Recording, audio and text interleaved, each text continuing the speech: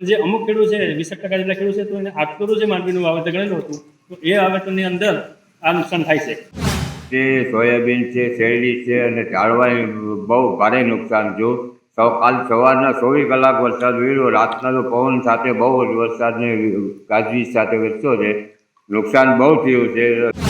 ખેડૂતોને મોટી નુકસાની થઈ શકે એવું અમને લાગે છે. જુવારની અંદર પણ નુકસાની છે. જે પાણી સતત ભરાઈ રહી તો જુવારને તો પૂરેપૂરી નુકસાની થવાની શક્યતા છે. સતત 24 કલાક સુધી વરસાદ પડ્યા બાદ પાક થઈ ગયો તબાહ.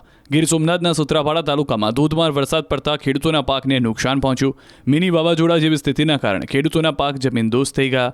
લોઢવા, પ્રશ્નાવડા સહિત સૂત્રાપાડા તાલુકાના અનેક ગામોમાં 8 ઇંચ જેટલો વરસાદ નોંધાયો છે, જેના કારણે જુવાર, બાજરી અને શેરડીના પાકને મોટા પાયે નુકસાન થયું. તો વળી ખેતરોમાં પાણી ભરાઈ ગયા.